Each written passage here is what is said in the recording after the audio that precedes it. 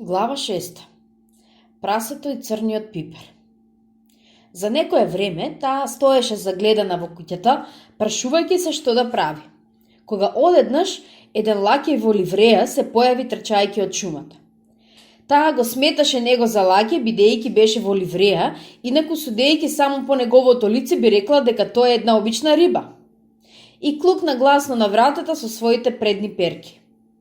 Таа се отвори од еден друг лаќеј во ливреја со тркалесто лице и големи очи како на жаба. И обајцата лаќеи, како што забележа Алиса, имаа напудрена и накадрена коса што им ги покриваше главите. Таа се почувствува мощно заинтересирана за да дознае што може да биде сето тоа, па се приближи крадешком низ шумата за да ги чуе. Рибата лаќе почна со тоа што откри од под својата рака едно големо писмо, големо речиси колку неа, и му го подаде на другиот лаќе велејќи свечено: за војводката, покана од кралицата за една партија крокет. Жабата лаќе повтори исто онака свечено, само со тоа што малку го измени редот на зборовите. Од кралицата, покана за војводката за една партија крокет. Потем тие обајцата се поклонија ниско така што кадрите коси им се заплеткаа. Алиса толку се изнасмеа од тоа што мораше да отрча назад до шумата од страв да не ја чујат. А кога повторно дзирна кон куќата, рибата лаќе си беше отишла, додека другиот лаќе седеше до вратата взерејќи се глупаво во небото. Алиса отиде бојазливо до вратата и зачука. Нема полза што ќе чукаш, и рече лаќеот, и тоа од две причини. Прво, затоа што и јас сум од истата страна на вратата како и ти, а второ, затоа што внатре има таква врева што никој не би можел да те чуе. И навистина, однатре се слушаше некоја најнеобична врева, некоја постојано ревење и кивање, а од време на време и по некој голем тресок како да се кршеше нешто во парчиња, некоја чинија или чајник. Тогаш, ви се молам, рече Алиса, како да влезам внатре? Може би имало смисла да чукаш, продолжи лаќеот без да обрнува внимание на незините зборови. Кога вратата би била меѓу нас. Например, кога ти би била внатре, би можела да зачукаш, а јас би те пуштил надвор, зар не? За цело време додека зборуваше, тој гледаше некаде кон небото, а тоа Алиса го сметаше за сосема непристојно. Туку, може би и не може инаку, си рече таа за себе. Неговите очи ми се толку близу до темето од главата. Но во секој случај барем би можел да одговара на прашањата. Како можам да влезам внатре? Повтори таа гласно. Ке седам овде вака, забележа лаќеот, до утре. Во тој момент се отвори вратата од куќата и една голема чинија излета надвор паѓајќи право низ главата на лаќеот. Малку му го изгреба носот, па потем се скрши на парчиња од едно дрво зад него. Или може би до задутре, продолжи лаќеот со истиот глас, толкму како ништо да не беше се случило. Како можам да влезам натре? Праша Алиса пак уште погласно. Сакаш ли воопшто да влезеш? Праша лаќеот. Тоа е, да знаеш, првото нешто што сакам да те прашам. Така и беше, без сомнение, само што Алиса не сакаше така да се разговара со неа. Навистина, ова е страшно, си проморморе таа за себе. Кога сите суштества се расправаат на ваков начин, човек би можел уште да полуде. На лаќеот му се чинеше дека ова е згодна можност да ја повтори својата забелешка со некои измени. Ке седам овде вака, рече тој, онака и секако со денови и денови. Но што да правам јас? Рече Алиса. Прави што сакаш, и рече лаќеот и почна да си подсвирнува. Ох, нема никаква смисла да се зборува со него, си рече Алиса очено. Тој е вистински идиот. И таа ја отвори вратата и влезе. Вратата водеше право во една голема кујна, што беше полна со чад од едниот незин крај до другиот. Насреден на едно триножно столче седеше војводката доејќи едно бебе. Готвачката се наведнуваше над огнот, мешајќи еден голем лонец што изгледаше беше болн со чорба. Сигурно има премногу црн бибер во таа чорба, си рече Алиса онака како што можеше во кивањето. Сигурно беше тоа дека имаше премногу од него и во воздухот. Повремено киваше дури и војводката, а бебето неизменично и киваше и плачеше гласно без да престане ни за момент. Единствените суштества што не киваа во кујната беа готвачката и една голема мачка што седеше на огнишкото и се клештеше од уво до уво. Ви се молам, кажете ми, рече Алиса помалку бојазливо. Воопшто не беше сосема сигурна дали беше учтива што прозборува прва. Зошто се клешки така вашата мачка? Тоа е мачур од расата чешеме, рече војводката. Затоа прасе ни едно.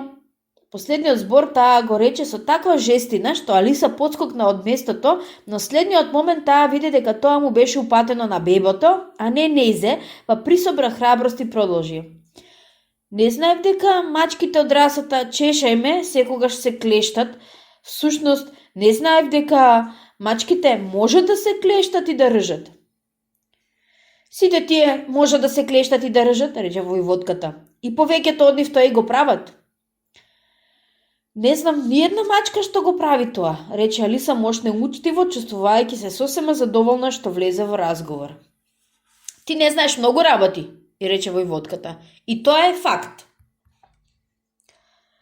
На Алиса воопшто не се допадна начинот на оваа забелешка и помисли дека поарно ќе биде ако го промени предметот на разговорот. И додека се готвеше да почне, готвачката го извади лонецот од чорба од огнот и веднаш се зафати да фрла се што и беше на дофат од раката врз војводката и бебето. Прво летна машата, потем следеше цел град од лончиња и чини. Војводката воопшто не им обрнуваше внимание дури и кога ја удираа, а бебето и онака пискаше толку многу што беше невозможно да се каже дали ударите го повредуваа или не. О, ви се молам, па внимавајте што правите, викна Алиса поскокнувајќи угоре удолу со стравичен ужас. Ете му отеде и драгоценото носе. Едно необично големо лонче прелета преку носот на бебето и за малку не му го однесе. Ако секој си ја гледа работата, зареже војводката засипнато, светот би се вртел многу побрзо отколку што се врти сега. Што не би било кој знае каква предност, рече Алиса, зашто и беше драго што имаше можност да се пофали малку со своето знаење. Помислете само на тоа што би се случило тогаш со денот и ноќта. Ете, земјата се врти за 24 часа околу својата оска и никој не се секира.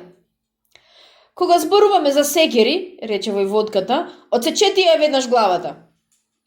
Алиса доста загрижено погледна кон готвачката да види таа ли има намера да го искористи моментот, но готвачката беше зафатена со мешање на чорбата и не изгледаше дека го слушнала разговорот, па така таа пак се осмели да продолжи. 24 часа, така ми се чини, или да не беше 12, јас... немој да ми здодеваш, и рече војводката. Никогаш не сум можела да ги поднесувам тие бројки. И при тоа таа пак почна да го дои своето бебе, пеејќи му наедно и нешто како приспевна песма и тресејќи го силно на крајот од секој стих. Карај го малото бебе и тепе го кога кива и плаче, оти тоа оди на етелути тебе и намерно така те мачи. Во кој се придружија и готвачката и бебето. Ау!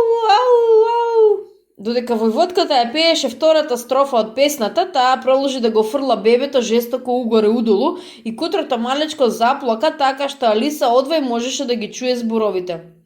Го карам моето бебе, го тепам кога кива и липа, оти тоа се забавува себе со црн пипер што го сипем. Хор. Ау! Можеш да го подржиш малку ако сакаш, и рече војводката на Алиса и притоа и го трапна бебето в раце. Ке морам додам да се подготвам за партијата крокет со кралицата. И таа излезе од собата. Готвачката фрли по неа со една тава додека излегуваше и за малку што не ја погоди. Алиса го фати бебето со извисна тешкотија затоа што тоа беше суштество со многу чуден облик, како да ги држеше нозите и раците во сите возможни правци. Токму како некоја морска звезда, си помисли Алиса. Кутрата малечка брефташе како парна машина во незините раце и продолжуваше да се свиткува и да се исправа, така што уште во првите неколку мига таа едве го држеше и тоа беше се што можеше да стори. А што му успеа некако пристојно да го задржи в раце, со тоа што ќе го замоташе како клопче и ќе го држеше цврсто за десното уво и левата нога за да не го остави да се преврати, таа го изнесе надвор на чист воздух. Ако не го земам бебево со мене, си мислеше Алиса, сигурно тие ќе губиат за неколку дена, зар не ќе биде убиство ако го оставам? Последните зборови таа ги кажа гласно и малото суштество и загртка со одговор.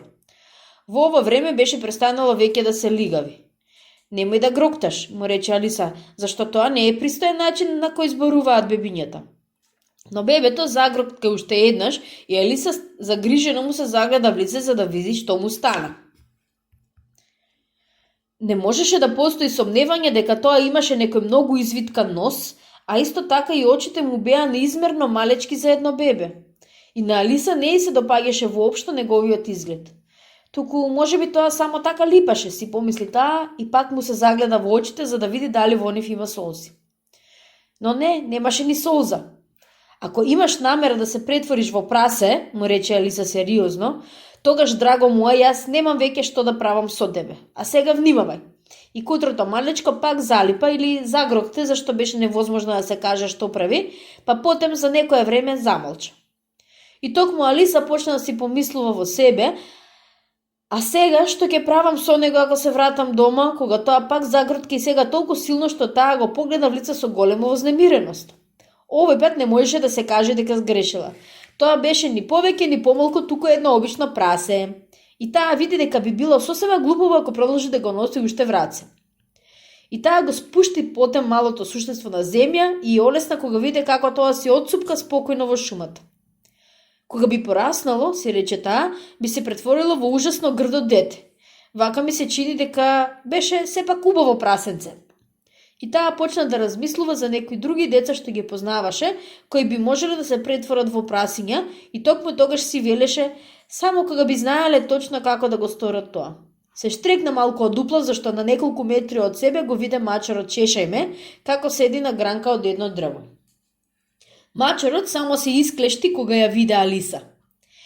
Изгледа дека е добро расположен, си помисли таа. Сепак имаше многу долги канџи и толку многу заби што таа сети дека би требало да се однесува спрема него со почитиш.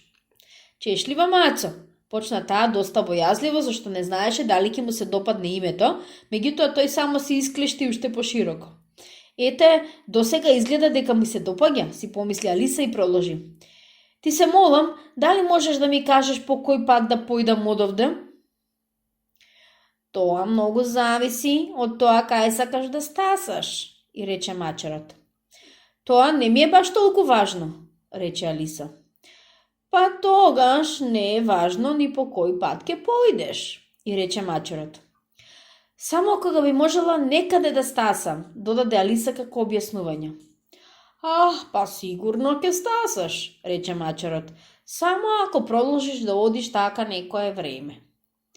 Алиса види дека одговорот беше точен, па се обиде со едно друго прашање. Какви се луѓето што живеат во околина? Во овој правец, рече мачарот, мафтајки наоколу со десната шепа, живее еден шапкар, а во оној правец, мафтајки со другата шепа, живее еден див зајак. Посети го кого сакаш од нив двајцата. И обајцата се луди. Но јас не сакам да одам меѓу луди луѓе, забележа Алиса. Што да правиш инаку, рече мачарот. Ние овде сите сме луди. Јас сум луд, а луда си и ти. Како знаеш дека сум луда? Праша Алиса. Па мора да си луда, и одговори мачарот. Зашто инаку не би дошла овде. Алиса не мислеше дека со тоа е докажано се, но сепак продолжи. А како знаеш дека си ти луд? Најпрви, почна мачарот, признаваш ли дека кучињата не се луди? Па така мислам, одговори Алиса. Добро, а сега слушај потака, продолжи мачарот. Кучињата ржат кога се лути и вратат со опашката кога се задоволни. Јас пак ржам кога сум задоволна и вратам со опашката кога сум налутена. И затоа сум лут. Но јас пак мислам дека тоа е предење, а не ржење, му рече Алиса. Мисли како што сакаш, рече мачарот. Ке играш ли денеска крокет со кралицата? Би сакала да играм, рече Алиса, но уште не сум добила покана. Таму ке бидам и јас, рече мачарот и исчезна. Алиса не беше многу изненадена од тоа, зашто беше веќе свикната со тоа да се случуваат се некои такви чудни работи. И додека таа гледаше во местото каде што беше мачарот, наеднаш тој пак се појави. Патем кажано, што стана со бебето, ја праша тој, за малку што заборав да те прашам. Се претвори во прасе, одговори спокојно Алиса, токму како што ништо не беше се случило. Така и мислев, рече мачарот и пак исчезна. Алиса почека малку надевајќи се дека ќе го види уште еднаш, но тој не се појави и по неколку минути таа појде во правецот, каде што и беше кажано дека живее дивиот зајак. Шапкари сум видела и порано, си рече таа, а дивиот зајак ќе биде многу поинтересен. И бидејќи сега е месец мај, може би нема да биде толку лут или див, барем не онака како што бил во месец март, кога обично полудуваат и подивуваат сите зајаци. Штом го рече ова, таа погледна нагоре и таму пак го виде мачарот како седи на гранката од дрвото. Дали рече прасе или бодликаво прасе? Ја праша мачарот. Реков прасе, одговори Алиса, и би сакала да престанеш да се појавуваш и да исчезнуваш така од ненадеж, инаку човека би можела да го фати вртоглавица. Добро, рече мачарот и овој пат тој почна да исчезнува сосема полека од опашката па се до исклештената уста, што остана некое време дури од кога исчезна остатокот. Ете, често сум видјавала мачка без исклештена уста, си мислеше Алиса, но никогаш исклештена уста без мачка.